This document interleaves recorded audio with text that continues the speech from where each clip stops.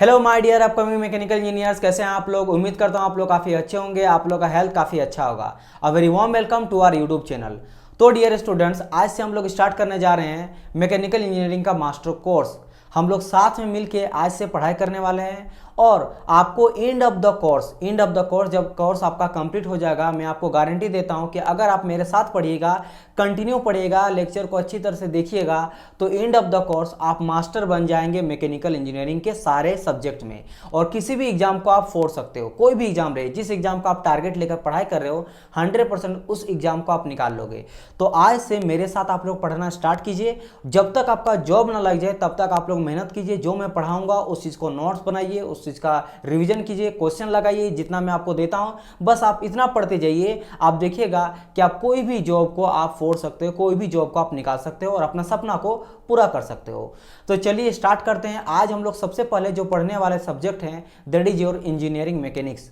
अब engineering mechanics को मैं क्यों सिलेक्ट किया हूँ, इसके पीछे भी कोई लॉजिक है, कुछ ना कुछ रीजन है। दैट इज वाई मैं सबसे पहले इस सब्जेक्ट को ही स्टार्ट किया हूँ। नहीं तो मैं सॉम स्टार्ट कर सकता था, टॉम स्टार्ट कर सकता था, थर्मोडायनेमिक्स स्टार्ट कर सकता था। तो मैं पहले बताऊंगा कि क्यों स्टार्ट किए हैं मैकेनिक्स को। बट उससे पहले मैं आपको थोड़ा सा ये बता देता हूँ ना कि हम लोग जो मैकेनिकल इंजीनियरिंग में जो भी सब्जेक्ट को पढ़ेंगे वो किस तरीके से पढ़ेंगे। तो देखिए मैं आपको बता देता हूँ। सबसे पहले हम लोग सब्जेक्ट को डील करेंगे, सब्जेक्ट को पढ़ेंगे, उसका टॉपिक वाइज टॉपिक हम लोग पढ़ते जाएंगे। थ्योरी, जब थ्योरी हम लोग का कंप्लीट हो जाएगा, जहाँ पे डेरिवेशन जरूरत पड़ेगा मैं डेरिवेशन कराऊंगा, ठीक है। और जैसे हम लोग का वो टॉपिक कंप्लीट हो जाएगा, उससे रिलेटेड जो भी आपको इंडिया लेवल के किसी भी स्टेट में, चाहे वो स्टेट लेवल का एग्जाम रहे या फिर आपका सेंट्रल लेवल का एग्जाम रहे, आप समझ रहे हो ना। सेंट्रल लेवल का एग्जाम जैसे हो गया ISRO, DRDO, SSC, JEE, RRB, JEE, ये सभी सेंट्रल लेवल का एग्जाम है। और कुछ स्टेट लेवल का एग्जाम होता है, बहुत ही फेमस जो भी एग्जाम होता है, चाहे यूपी का बात करो, यूपी आरवीएनएल हो गया, इसके अलावा यूपी ट्रिपल एससी हो गया, और झारखंड से निकलता है जेईई का वैकेंसी, बिहार से निकलता है, महाराष्ट्र से निकलता है, राजस्थान से निकलता है, गुजरात से निकलता है, असम से निकलता है, साउथ तरफ से निकलता है। मतलब समझ लो इंडिया के हर जेईई और एई लेवल के एग्जाम में जो भी क्वेश्चन पूछा जाएगा उसको हम लोग डील करेंगे, उस सारे क्वेश्चन को हम लोग डील करेंगे। मतलब एक टॉपिक को पढ़े, थ्योरी पढ़े, डेरिवेशन पढ़े, उससे रिलेटेड जो भी प्रीवियस आपके एग्जाम से क्वेश्चन पूछा गया एई जेईई का, उसको सॉल्यूशन करेंगे। फिर हम लोग नेक्स्ट टॉपिक में चलेंगे। समझ आ रहा है मेरी बात। पहले टॉपिक, फिर एमसीक्यू सॉल्यूशन, फिर टॉपिक, फिर एमसीक्यू सॉल्यूशन, ये हम लोग करेंगे। और जब आपका एक सब्जेक्ट कंप्लीट हो जाएगा, जैसे इंजीनियरिंग मैकेनिक्स कंप्लीट हो जाएगा, उसके बाद मैं आपको 2-3 लेक्चर लाऊंगा जिसमें आपको रिवीजन करा दूंगा कंप्लीट। क्या करा दूंगा? रिवीजन करा दूंगा इंजीनियरिंग मैकेनिक्स को 2-3 घंटा में। दो चीज। तीसरा चीज, जब ये भी कंप्लीट हो जाएगा, मतलब सबसे पहले हम लोग मान लो इंजीनियरिंग मैकेनिक्स में लगभग 22 या 23 लेक्चर आया कंप्लीट। उस लेक्चर में हम लोग कैसे पढ़े? टॉपिक फिर क्वेश्चन, टॉपिक फिर क्वेश्चन। तो आप लोग को पूरा मास्टर बन गए। इसके बाद रिवीजन आप लोग को करा देंगे 2-3 घंटा में इंजीनियरिंग मैकेनिक्स का, एकदम शॉर्ट रिवीजन में 2 घंटा या 3 घंटा के लेक्चर में कंप्लीट में करा दूंगा रिवीजन। ये भी आपका हो गया शॉर्ट रिवीजन के तौर पर। और उसके बाद और एक आएगा 1 घंटा या 1.5 घंटा का लेक्चर, जिसमें मैं सारे 1 लाइनर क्वेश्चन जो इंपॉर्टेंट है, जो रिपीटेड क्वेश्चन है, वो मैं उसमें करा दूंगा। तो पर एक सब्जेक्ट में आपको ये चीज मिलने वाला क्या? सबसे पहले लेक्चर, फिर आपको मिलेगा रिवीजन के लिए लेक्चर, और फिर आपको मिलेगा एमसीक्यू लेक्चर। तो ये तीनों चीज का कॉम्बिनेशन है। इसीलिए मैं आपसे कहा कि जब आप इस कोर्स को मेरे साथ पढ़िएगा और जब एंड ऑफ द कोर्स होगा तो आप मास्टर बन जाओगे मैकेनिकल इंजीनियरिंग में। आप किसी को भी पढ़ा सकते हैं, जॉब तो निकाल ही लोगे, आप किसी को सामने बैठ के पढ़ा सकते हैं। आप खुद भी मेरे तरह टीचर बन सकते हो, आपको पढ़ा सकते हो दूसरे को, राइट। तो इस तरीके से मैं आप लोग को बताने वाला हूँ। और मैं जो भी चीज़ बताऊंगा ना, समझाऊंगा ना, वो आपको प्रैक्टिकली ट्राई करूंगा हर वो चीज़ दिखाने का। फोटो दिखाऊंगा, एनिमेशन दिखाऊंगा, वीडियो दिखाऊंगा, और आप लोग को विजुलाइज कराऊंगा कि बेसिकली क्या चीज़ होता है। इसीलिए मैं यहाँ पे आईपैड से पढ़ा रहा हूँ, ताकि देखो व्हाइट बोर्ड से क्या होता है कि वहाँ पे हर चीज़ को आप लोग को दिखाया नहीं जा सकता। फोटो, एनिमेशन, कोई इंजन कैसे काम कर रहा है एनिमेशन के थ्रू, क्या मैं वो दिखा सकता हूँ व्हाइट बोर्ड में? इम्पॉसिबल है। लेकिन यहाँ पे आपको दिखा सकते हैं। इसके अलावा देखो मैं कोई चीज़ पढ़ाऊंगा ना, प्रैक्टिकली आप लोग के लिए बनाओ। जैसे देखो ये बॉडी एक ले लिए, इस बॉडी में देखो ये मेरा फोर्स है, ये क्या है? मेरा फोर्स है। तो ये फोर्स मेरा लग रहा है, तो देखो ये मेरा फोर्स इस तरह करके लग रहा है। तो देखो इस सभी चीजों को मैं आप लोग के लिए बनाया हूं, आप लोग के लिए बनाओ कि ये फोर्स जब लग रहा है तो कैसे ये कंप्रेसिव फोर्स लगेगा, इधर से जाएगा तो टेंसाइल फोर्स लगेगा, इधर से जाएगा तो शेयर फोर्स लगेगा। मान लो एक फोर्स यहाँ लग रहा है, दूसरा फोर्स जो है आपका यहाँ लग रहा है, इस तरह करके लग रहा है। तो ये सभी चीजों के बारे में बहुत अच्छी तरह से डील कराऊंगा। देखो ये फोर्स हो गया, देखो इसको बोलेंगे क्या? Compressive force. जब सामने सामने आ रहा है, जब ये दूर दूर जाएगा तो क्या हो जाएगा? ये टेंसाइल फोर्स हो जाएगा। ये आ जाएगा शेयर फोर्स आ जाएगा जब सरफेस के लगेगा। तो काफ़ी चीज़ों को, ये सिर्फ एक डेमोन्स्ट्रेशन में आपको दिखा रहा हूँ, क्योंकि इंजीनियरिंग मैकेनिक्स में मुझे इस चीज़ का जरूरत पड़ेगा आज के क्लास में, इसीलिए मैं इसको लाया हूँ। आपको अगर इंजन का जरूरत पड़ेगा तो मैं इंजन आपको दिखाऊंगा, पिस्टन दिखाऊंगा, सिलेंडर दिखाऊंगा, जो मैं सारा चीज़ को खरीद के रखा हूँ ताकि आप लोग को अच्छी तरह से वो चीज़ फील कर पाए। होता क्या है ना, जब भी आप डिप्लोमा या फिर इंजीनियरिंग, थोड़ा सा आज मैं टाइम लूँगा समझाने के लिए, फिर हम लोग कंटिन्यू पढ़ेंगे। आप लोग जब डिप्लोमा करते हो या फिर बीटेक करते हो कोई भी कॉलेज में, ठीक है, तो वहाँ पे क्या होता है ना, आप लोग को बस बोर्ड में पढ़ाया दिया जाता है, आपको फोटो अच्छी तरह से दिखाया नहीं जाता, एनिमेशन नहीं दिखाया जाता, प्रैक्टिकली दिखाया नहीं जाता। देखो बाबू ये इंजन होता है, ऐसे काम करता है, बस आप लोग समझते हो तो वो काफ़ी टफ हो जाता है समझना। आप लोग अपना इमेजिनेशन, अगर फोटो ना दिखाया जाए, एनिमेशन ना दिखाया जाए, और बच्चा कन्फ्यूज हो जाता है। तो मैं यहाँ पे ट्राई करूँगा कि वो चीज़ जिसके चलते लड़का कन्फ्यूज होता है, वो सारा चीज़ को मैं क्लियर यहाँ पे करूँगा। कोई बच्चा जो अच्छी तरह से नहीं भी पढ़ा है ना मैकेनिकल इंजीनियरिंग, अगर मेरा कोर्स देखेगा ना तो वो उसमें भी मास्टर बन जाएगा। जिसको कुछ भी नहीं पता मैकेनिकल इंजीनियरिंग, जो कभी नहीं पढ़ा है ना, अगर मैं एक चीज़ को मैं एकदम हिंदी भाषा में आम से आम एग्जाम्पल का यूज करके मैं आपको समझाने वाला हूँ और आपके पास पेश करने वाला हूँ। समझ आए मेरी बात? तो इस तरीके से हम लोग कंप्लीट मैकेनिकल इंजीनियरिंग को पढ़ेंगे। समझ आया? बहुत सारा ऐसा चीज़ है। आप देखो यहाँ पे बड़ा बॉडी भी है, इसमें कैसे फोर्स वगैरह रहेगा, बहुत सारा चीज़ मैं बनाया हूँ। देखो यहाँ पे 3D प्लेन का मैं जब बताऊंगा आप लोग को, तो XYZ प्लेन होता है। ये मान लो X प्लेन है, ये आपका क्या प्लेन है, ये आपका X, ये हो गया X वाला प्लेन, ये आपका हो गया Y वाला प्लेन, और इधर जो जाता है आपका Z वाला प्लेन, जो सामने तरफ जाता है। तो प्लेन के बारे में ये सभी चीज़ को, और बहुत सारा ऐसा चीज़ है, हजारों ऐसा चीज़ है। जब मैं आईसी इंजन पढ़ाऊंगा, प्रोडक्शन पढ़ाऊंगा, उस टाइम पे आप देखोगे मैं आपको दिखाऊंगा पिस्टन, सिलेंडर, कैसे वाल्व, इनलेट, एग्जॉस्ट वाल्व क्या होता है, वो मैं एक्चुअल वाल्व आपको दिखाऊंगा जो मशीन में लगता है, वो सभी चीज़। तो आप लोगों को काफ़ी इंटरेस्टिंग और मज़ा लगने वाला है। बस आपको शुरू से काफ़ी मेहनत करके पढ़ना। मेहनत मतलब क्या, जो मैं चीज़ को पढ़ाऊँगा वो क्लास में भी आप समझ जाओगे, बट आपको क्लास के बाद उसको रिवीजन करना है। और जो मैं, जैसे मैंने कहा, एक टॉपिक को पढ़ाने के बाद जो क्वेश्चन सॉल्यूशन कराऊंगा, उसका आप लोग को पढ़ने के बाद, जब मैं मान लो इंजीनियरिंग मैकेनिक्स कंप्लीट हो जाता है, आपको रिवीजन भी करते रहना है। समझ आए? इसके लिए मैं आपको टेस्ट सीरीज वगैरह सब तो आप लोग को प्रोवाइड किया जाएगा यहाँ से, तो आप लोग को टेंशन नहीं लेना है। जब एग्जाम के टाइम आएगा, जब 2-3 महीना बचेगा, जब आपको टेस्ट सीरीज लगाना है और आपको एक्यूरेसी और स्पीड को मेंटेन करना है। और मैं हमेशा आप लोग को गाइडेंस पे हूँ। जब भी कोई दिक्कत होगा तब मुझे टेलीग्राम मैसेज कर सकते हो, मैं आपको 100% रिप्लाई करूँगा जो भी डाउट होगा तो। राइट, तो चलिए आज के कोर्स को हम लोग स्टार्ट करते हैं, शुभारंभ करते हैं। भगवान जी का नाम लो और बोलो कि भाई, आप आंख बंद करो 2 मिनट के लिए और बोलो, भगवान जी जो चीज़ मैं पढ़ रहा हूँ उस चीज़ में मुझे समझ देना, हर चीज़ को समझने का शक्ति देना, और जो जिस चीज़ का आप लोग जॉब का प्रिपरेशन कर रहे हो, आप बोलो कि उसमें मुझे सक्सेसफुल बना दीजिए। ठीक है, बहुत इंपॉर्टेंट है। बहुत सारा चीज़ लक भी मैटर करता है, अपना फैमिली जो उसका सपोर्ट मैटर करता है, भगवान जी का ब्लेस भी मैटर करता है। ठीक है, हर चीज़ बहुत इंपॉर्टेंट होता है। आप जो भी है, भगवान जी है, गॉड है, अल्लाह है, जो भी है, आप उनका नाम लो और स्टडी को स्टार्ट करो पढ़ना। चलिए, तो मैं, ये तो टॉपिक हो गया कि किस तरीके से हम लोग पढ़ने वाले थे। आज हम लोग स्टार्ट करें, इसलिए मैं आपको बताया। नाउ अब समझो कि हम लोग, मैंने जैसे कहा कि यहाँ पे हम लोग पढ़ने वाले क्या, इंजीनियरिंग मैकेनिक्स। देखो यहाँ पे हमेशा जो टॉपिक का नाम लिखा रहेगा कोना में, आप देखो ना, इस कॉर्नर में देखो मैं इंजीनियरिंग मैकेनिक्स लिख दिया हूँ। तो जो भी सब्जेक्ट हम लोग पढ़ेंगे वो कॉर्नर में मैं लिख दूंगा कि इस सब्जेक्ट को हम लोग पढ़ रहे हैं। नाउ मैं ये बोल रहा था कि सर हम लोग सबसे पहले इंजीनियरिंग मैकेनिक्स को क्यों सिलेक्ट किए, सोम को क्यों नहीं पहले पढ़े, थर्मो को क्यों नहीं पढ़े। समझो मेरी बात, क्योंकि इंजीनियरिंग मैकेनिक्स, जिस तरह कोई भी बच्चा अगर इंजीनियर बनना चाहता है, इंजीनियरिंग करना चाहता है, तो बोला जाता है ना कि भाई मैथ आपका स्ट्रॉन्ग है। आप देखिएगा, जब आप 10th या 12th कर लेते हो, जैसे आप डिप्लोमा कर रहे हो तो उसके लिए मिनिमम क्वालिफिकेशन 10th होता है, फिर आप बीटेक करना चाहते हो तो 12th होता है। तो जब आप इंजीनियरिंग करने जाते हो, चाहे डिप्लोमा रहे या बीटेक रहे, तो पूछा जाता है कि क्या तुम्हारा मैथ स्ट्रॉन्ग है। अगर मैथ आपका स्ट्रॉन्ग होता है तब जाके आप इंजीनियरिंग अच्छी तरह से कर सकते हो। चाहे आप कुछ भी करो, सिविल, मैकेनिकल, इलेक्ट्रिकल, आईसी, कुछ भी करो, मतलब कंप्यूटर रहे या फिर आईटी में रहे, आपका मैथ स्ट्रॉन्ग होना चाहिए। समझ रहे हो? अलग बात है कि हम लोग इंजीनियरिंग कर लेते हैं लेकिन हम लोग को समझ नहीं आता कि इंपॉर्टेंस क्या होता है मैथ का। सेम उसी तरह, जिस तरह मैथ अगर अच्छा रहेगा तो कोई भी बच्चा अच्छा इंजीनियर बन सकता है, उसी तरह अगर किसी को मैकेनिकल इंजीनियर बनना है तो उसके लिए क्या इंपॉर्टेंट है, मैकेनिक्स। तो अगर किसी बच्चा का मैकेनिक्स काफ़ी अच्छा होता है, मैकेनिक्स स्ट्रॉन्ग होता है, तो वो बच्चा अच्छा मैकेनिकल इंजीनियर बनेगा। मतलब मैकेनिकल इंजीनियरिंग के सारे सब्जेक्ट को समझ पाएगा अच्छी तरीके से। ऑब्वियसली बात है, अगर सब्जेक्ट को समझेगा तो एग्जाम भी निकालेगा, जॉब भी निकालेगा, लाइफ भी उसका सक्सेसफुल होगा, जो भी ड्रीम चाहता है वो अपना सपना पूरा होगा। तो जिस तरह मैंने कहा मैथ के लिए इंपॉर्टेंट है इंजीनियर्स, मतलब मैथ इंपॉर्टेंट अगर अच्छा है तो इंजीनियर अच्छा बनेगा। उसी तरह अगर आपका मैकेनिक्स अच्छा है तो मैकेनिकल इंजीनियरिंग आप अच्छा बन सकते हो, अच्छा मैकेनिकल इंजीनियर बन सकते हो। इसीलिए मैं यहाँ पे क्या स्टार्ट करा हूँ, यहाँ पे स्टार्ट मैंने करा हूँ मैकेनिक्स। अब समझ आया नाउ। अब और मैं बात करता हूँ कि देखो इंजीनियरिंग जो मैकेनिक्स है ना, इससे 3 सब्जेक्ट निकला हुआ है। अगर मैं बेसिक बात करूँ तो 3 सब्जेक्ट जो है इसी से उत्पन्न हुआ है, इसी से निकला है, उद्भव हुआ है। समझ रहे मेरी बात? जैसे कौन कौन सा, सोम हो गया, टॉम हो गया और आपका फ्लूइड हो गया।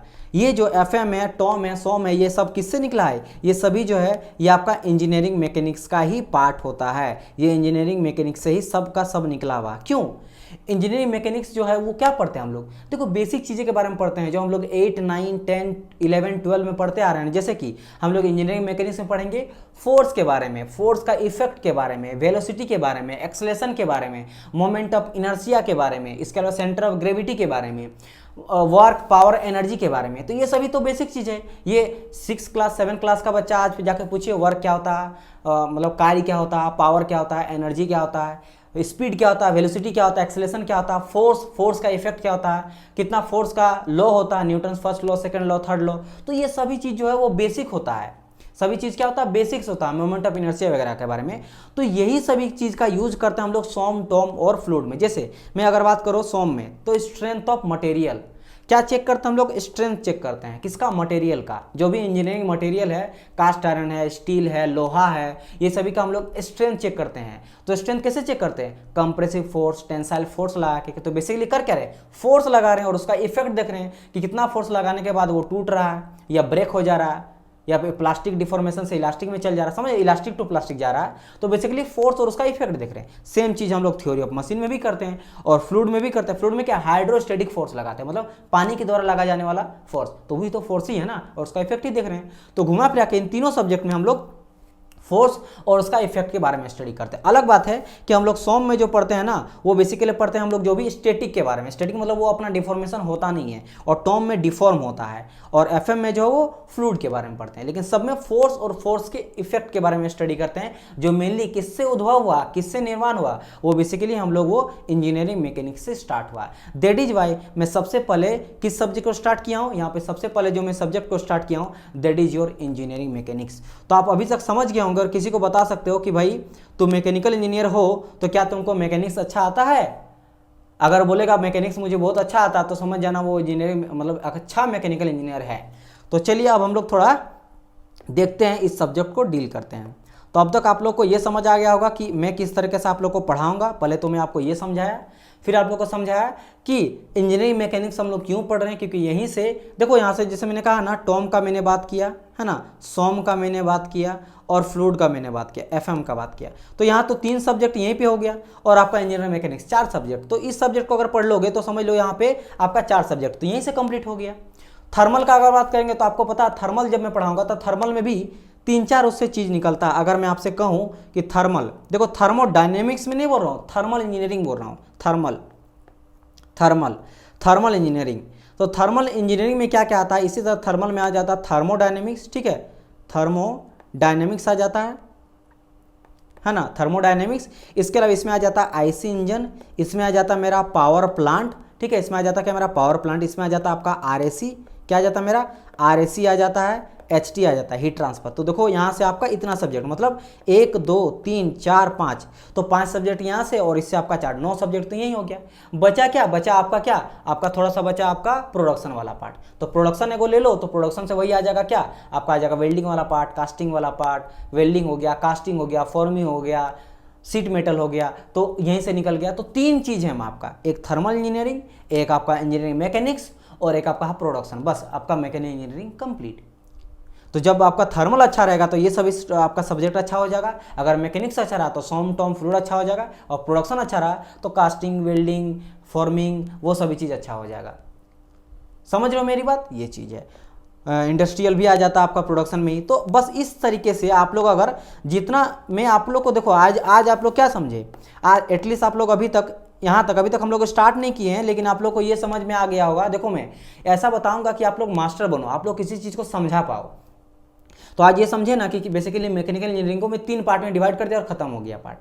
समझो, एक मैनेजमेंट वाला पार्ट आता है जिसमें हम लोग पढ़ते हैं इंडस्ट्रियल इंजीनियरिंग, मतलब कैसे हम लोग सेल करते हैं, कैसे मैन्युफैक्चर होता है, कैसे उसको बेचा जाता है, मार्केटिंग करते हैं, तो वो एक अलग थोड़ा पार्ट आता है। तो 4 पार्ट अगर मैं पूरा का पूरा मैकेनिकल इंजीनियरिंग को डिवाइड करूँ तो एक हो गया इंजीनियरिंग मैकेनिक्स, इससे निकला 3 सब्जेक्ट सॉम, टॉम एंड फ्लूइड। एक निकला थर्मल इंजीनियरिंग, इससे क्या निकला IC engine, power plant, RAC, HMT, इसके अलावा आपका थर्मोडायनेमिक्स, ये वाला पार्ट निकला थर्मल मैकेनिक्स। और एक हो गया प्रोडक्शन में आपका निकल गया कास्टिंग, वेल्डिंग, मेटल फॉर्मिंग, ये सभी चीज़ निकल गया। और एक हो गया इंडस्ट्रियल इंजीनियरिंग जिसमें मैनेजमेंट वाला पार्ट करते हैं, बिजनेस वाला, किसी चीज़ को बना के उसको बेचा जाए मार्केट में, और बेचा जाए तो उसका रेवेन्यू कितना हो रहा है, लॉस जा रहा है, घाटा हो जा रहा है, ठीक है, ये सभी चीज़ के बारे में हम लोग उस चीज़ में पढ़ते हैं। तो खत्म हो गया मैकेनिकल इंजीनियरिंग। तो ये चीज़ मैंने कहा। तो चलो अब मैं स्टार्ट करता हूँ आपका इंजीनियरिंग मैकेनिक्स। क्या स्टार्ट करता हूँ आपका इंजीनियरिंग मैकेनिक्स। तो मैं सभी चीज़ इसलिए बताया क्योंकि किसी भी चीज़ को जो पढ़ते हैं ना उसके पीछे लॉजिक होता है, उसके पीछे कोई कारण होता है। जैसे कि कोई अगर घर में इंसान, कोई आप बच्चा पैदा हुए हैं, आप पैदा लिए हैं, आप मम्मी डैडी के एक पुत्र हैं या फिर पुत्री हैं, मतलब बेटा है बेटी हैं, तो खास आपका एक भगवान जी जो आपको पैदा किए हैं तो खास एक लॉजिक है ना, कोई मतलब कारण से पैदा किया गया है। चलो मैं ज़्यादा अब डिस्कस नहीं करता हूँ, इंजीनियरिंग मैकेनिक्स को स्टार्ट करता हूँ, नहीं तो आप बोलिएगा कि बहुत ज़्यादा पका दिए सर आप, ठीक है। चलो मैं इतना नहीं पकाऊंगा, डोंट वरी आप लोग को। तो हम लोग यहाँ पे स्टार्ट कर देते हैं फर्स्ट सब्जेक्ट को पढ़ना, that is your engineering mechanics. अब नाम आता था कि इंजीनियरिंग मैकेनिक्स का कैसे हम लोग सर इसको डिफाइन करेंगे। तो अभी तक समझ गए होंगे फोर्स और फोर्स के इफेक्ट के बारे में हम लोग पढ़ते हैं। तो मैं ये बोल सकता हूँ कि mechanics come under the study of body under rest और मोशन। मतलब हम लोग इसमें बॉडी अगर रेस्ट में रहता है, जैसे अगर हम लोग कोई देखो यहाँ पे, जैसे एक बॉडी है मेरा यहाँ पे, अगर आप देखोगे ये मेरा बॉडी है और ये मेरा फोर्स है। फोर्स यहाँ पे हम लोग इसको लगा रहे हैं, फोर्स लगा रहे हैं, लेकिन ये ना मूव नहीं कर पा रहा, अभी लग रहा है लेकिन मूव नहीं कर पा रहा। तो रेस्ट में अभी भी तो फोर्स लग रहा है ना, लेकिन अब देखो ये मूव कर जा रहा है, अब देखो ये मूव करके देखो यहाँ पे इधर चल गया, यानी कि अब नो मूवमेंट हो रहा है। तो एक बार जब ये फोर्स नहीं लगा तभी रेस्ट में, तब भी तो फोर्स लग रहा था, और एक जब ये मोशन करने लग रहा है तब भी फोर्स लगा। तो पहला जब फोर्स लगा, फोर्स का इफेक्ट के चलते ये मोशन किया, तो रेस्ट और मोशन, और दोनों किसके अंडर में हुआ, फोर्स के अंडर में हुआ। तो हम लोग इसमें जो पढ़ते हैं वो अंडर रेस्ट कंडीशन में पढ़ते हैं, फिर मोशन में पढ़ते हैं, और वो क्यों होता है, ड्यू टू फोर्स और फोर्स के इफेक्ट के चलते। अब देखो ये आया कहाँ से, ये आता है फिजिक्स से, ये आता है आपका फिजिक्स से। हम लोग फिजिक्स में क्या पढ़ते हैं अगर मैं आपको बताऊं, फिजिक्स में हम लोग पढ़ते हैं फिजिकल बॉडी के बारे में। क्या पढ़ते हैं हम लोग फिजिक्सल में, जो भी हम लोग फिजिकल एक्सपेरिमेंट से जो उसका स्टडी करते हैं, फिजिकल एक्सपेरिमेंट से। देखो केमिकल एक्सपेरिमेंट का मैं बात कर रहा हूँ, फिजिकल एक्सपेरिमेंट। अब बात करेंगे सर फिजिकल क्या होता है, यहाँ पे मैं देखूँ फिजिकल बॉडी के बारे में हम लोग स्टडी करते हैं। क्या करते हैं हम लोग, फिजिकल PHY, एक सेकंड, PHYSICAL, फिजिकल बॉडी हम लोग करते क्या है, फिजिकल बॉडी। अब क्या होता है physical body sir physical body वो होता है जो हम लोग छू सकते हैं, देख सकते हैं, उसका कुछ वजन होता है, कुछ उसको हम लोग नाप सकते हैं कि भाई 2 kg का है, 4 kg का, उसको टच कर सकते हैं, उसका कुछ एरिया होता है, उसको हम लोग फिजिकल बॉडी कहते हैं। उसको क्या बोलते हैं, फिजिकल बॉडी कहते हैं। मतलब सिंपल अगर बात करेंगे को भाई जो फिजिकल बॉडी होता है उससे रिलेटेड जो भी हम लोग स्टडी करते हैं वो मेरा फिजिक्स कहलाता है, ये हम लोग बोल सकते हैं। अच्छा सर ठीक है। तो अब इसी में अगर हम लोग फिजिक्स में ही अगर हम लोग सिर्फ एक ऐसा पार्ट जिसमें हम लोग सिर्फ और सिर्फ स्टडी करते हैं फोर्स के बारे में, फोर्सेस के बारे में, एंड इसके इफेक्ट के बारे में, and effect of the force, effect of force. तो मैंने क्या कहा कि भाई फिजिक्स में हम लोग पढ़ते हैं फिजिकल बॉडी के बारे में, जिसको हम लोग देख सकते हैं, जिसका कुछ वजन होता है, जिसको हम लोग फील कर सकते हैं। जैसे ये मेरा पेंसिल है, इसको हम लोग फील कर सकते हैं, टच कर सकते हैं। एयर को हम लोग फील कर सकते हैं, तो वो भी क्या होगा, फिजिकल बॉडी हो गया। उसको भी बैलून के अंदर ले लें तो उसका कुछ वेट हो गया, वो कुछ जगह घेरा। ठीक है। अब बात करेंगे सर फिजिकल बॉडी क्या नहीं होता, जैसे ड्रीम, सपना, क्या वो फिजिकल बॉडी नहीं है, तो उसको हम लोग फिजिक्स में नहीं स्टडी करते कि एक्सपेरिमेंट उसका नहीं कर सकते हैं। ठीक है। दुख होना, सुख होना, सपना देखना, ये सभी चीज़ जो सक्सेसफुल वो तो सोच है ना, एक जो उसको फील कर सकते हैं, जिसका कुछ वजन होता है, वो सभी फिजिकल बॉडी आता है। और फिजिकल बॉडी के बारे में हम लोग फिजिक्स में पढ़ते हैं, जिसका हम लोग एक्सपेरिमेंट कर सकते हैं। केमिकल एक्सपेरिमेंट नहीं बात कर रहा हूँ, फिजिकल एक्सपेरिमेंट जो हम लोग बाहरी, जिसको हम लोग को दिखाई देता है। अब बात करेंगे केमिकल एक्सपेरिमेंट क्या होता है, उसके अंदर के एटम किस तरह से फोर्स लगा रहा है, उसके अंदर का एटम किस तरह से अरेंजमेंट है। हम लोग पढ़ते क्या केमिकल में कि कोई अगर वाटर है तो वाटर के अंदर तो H2 मॉलिक्यूल्स है अंदर में, वो किस तरह से अरेंजमेंट है, जो सॉलिड में ज़्यादा पास है, लिक्विड में थोड़ा दूर दूर है, गैस में और दूर है। इसके अलावा उसके फोर्स ऑफ अट्रैक्शन कितना है, अरेंजमेंट कैसा है, ये सभी चीज़ के बारे में पढ़ते हैं। उसका क्या प्रॉपर्टी होता है अंदर के एटम के मॉलिक्यूल्स का, ये चीज़ के बारे में नहीं पढ़ते हम लोग बस बाहरी अपीयरेंस के बारे में देखते हैं। बाहरी अपीयरेंस जैसे कि मान लो, जैसे मैंने ये कहा, ये एक बॉडी है। अब बात करेंगे इसका सर एरिया कैसा होगा, एरिया निकालेंगे तो इसका निकालेंगे लेंथ कितना, विड्थ कितना, इस सबसे निकालेंगे। वॉल्यूम कितना है तो LB से निकालेंगे इसका। इसके अलावा देखेंगे इसका वेट कितना, तो वजन हम लोग मापेंगे, वेट कितना जगह ले रहा, उस चीज़ के बारे में देखेंगे। वही एरिया हो गया, वॉल्यूम हो गया। इसका हम लोग हाइट वगैरह मापेंगे, वेट कितना है ये देखेंगे, किस तरह से है, सॉलिड लिक्विड गैस है ये पता करेंगे, दैट्स इट। केमिकल एक्सपेरिमेंट नहीं करेंगे। तो जो भी हम लोग फिजिकल एक्सपेरिमेंट करते हैं, और फिजिकल एक्सपेरिमेंट क्यों करते हैं, इसके वेट के चलते, एरिया के चलते, ठीक है। इसका कुछ आपका कलर कैसा कलर है, व्हाइट कलर का है, ये कलर वगैरह पता करते हैं। तो जिससे हमको पता चलता है कलर के बारे में, शेप के बारे में, वेट के बारे में, इन सभी चीज़ों के बारे में जो स्टडी करते हैं वो सभी मेरा कहलाता है क्या है, फिजिकल बॉडी में करते हैं। और वो सभी मेरा कहलाता है अंडर फिजिक्स, फिजिक्स के अंडर ये सभी चीज़ करते हैं। और उसी में एक पार्ट आता है जिसमें हम लोग स्टडी करते हैं फोर्स के बारे में और फोर्स के इफेक्ट के बारे में, फोर्स और फोर्स के इफेक्ट के बारे में। और इसी चीज़ को हम लोग बोलते हैं मैकेनिक्स। इसी चीज़ को क्या बोलते हैं हम लोग, कहते हैं इंजीनियरिंग मैकेनिक्स, या फिर सिंपल कहेंगे इसको हम लोग बोलते हैं मैकेनिक्स। इसको कहते हैं हम लोग मैकेनिक्स। तो अभी तक समझ गए होंगे कि हम लोग मैकेनिक्स किसको कहते हैं, मैकेनिक्स किसको कहते हैं। भाई यहाँ से हम लोग बहुत सारा चीज़ के बारे में बात किया, फिजिकल बॉडी, फिजिक्स में हम लोग बहुत सारा चीज़ पढ़ते हैं, लेकिन मैकेनिक्स में हम लोग सिर्फ पढ़ते हैं फोर्स के बारे में, कि उस बॉडी का कलर क्या, मोरे मतलब नहीं है। एक चीज़ बताइए, क्या हम लोग मैकेनिक्स में देखते हैं कि भाई कल ब्लैक है या वाइट है, नहीं, मतलब मुझे कलर से मतलब नहीं है, ठीक है। हमको मतलब क्या, एरिया से मतलब है, एरिया वगैरह से मतलब नहीं है। मुझे ये मतलब है कि फोर्स जो है इसमें लग रहा, किस तरह का फोर्स लग रहा है, tensile force, compressive force, shear force, जो भी लग रहा फोर्सेस, फोर्स के बारे में पढ़ते हैं। और इसका इफेक्ट के बारे में पढ़ते हैं कि अगर इसमें फोर्स लगा तो ये ब्रेक कब हो रहा है, मोमेंट ऑफ इनर्शिया अगर है तो कहाँ पे है, किस इसका फोर्स लगाने पे है, उसको बैलेंस कैसे कर सकते हैं, इक्विलिब्रियम कंडीशन में कितना फोर्स लगाने तब इक्विलिब्रियम कंडीशन होगा। मतलब हम लोग सिर्फ पढ़ रहे हैं फोर्स के बारे में, उसका इफेक्ट के बारे में। तो जब हम लोग उस बॉडी के कोई भी, हम लोग उस फिजिक्स के जब हम लोग फोर्स लगाते हैं किसी भी एक सब्जेक्ट में, किसी बॉडी में, और उसका इफेक्ट देखते हैं, तो वो आ जाता है उसको स्टडी को, उसको हम लोग मैकेनिक्स कहते हैं। उसको क्या कहते हैं हम लोग, मैकेनिक्स कहते हैं। तो ये चीज़ हो गया मैकेनिक्स। तो एक चीज़ बताइए यहाँ पे, जब मैं कहा फोर्स लगाएं, फोर्स का इफेक्ट लगाएं, तो क्या फोर्स के इफेक्ट के चलते बॉडी जो रहेगा वो मोशन करना स्टार्ट कर जाएगा, क्या करेगा, वो मोशन करना स्टार्ट करेगा। फोर्स के इफेक्ट के चलते मोशन करेगा, गति में आ जाएगा।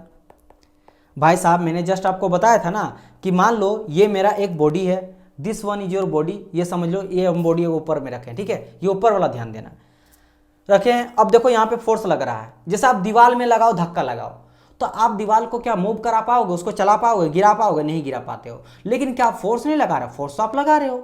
अलग बात है कि आपका फोर्स कम है इसीलिए दीवार हिल नहीं पा रहा, गिर नहीं पा रहा। लेकिन अगर मान लो उसके बाद आप इतना पावर लगा, जैसे हाथी कोई दीवार में धक्का लगा तो दीवार गिर जाएगा, मूव कर जाएगा, तो वहां भी फोर्स लगा। तो वो फोर्स का इफेक्ट के चलते वो मोशन करने लगा। जैसे यहाँ पे देखो अभी भी लगा रहे हैं, हम लगा रहे हैं, आपको नहीं पता चल रहा लेकिन लगा रहे हैं, बड़ी मूव नहीं कर, लेकिन अब देखो मूव कर गया, तो फोर्स का इफेक्ट के चलते मोशन किया। तो इसका मतलब हम लोग ये चीज़ बोल सकते हैं कि सर जी जो मेरा यहाँ पे मोशन हुआ, क्यों हुआ, इफेक्ट ऑफ फोर्स के चलते, फोर्स के इफेक्ट के चलते वो मोशन कर गया। और अगर यहाँ पे बात करें फोर्स लगा रहे हैं, लेकिन फोर्स लगा रहे हैं और उसमें मोशन नहीं हो रहा, तो वो कब है, यानी कि बॉडी रेस्ट में है, बॉडी किस में है, रेस्ट में है।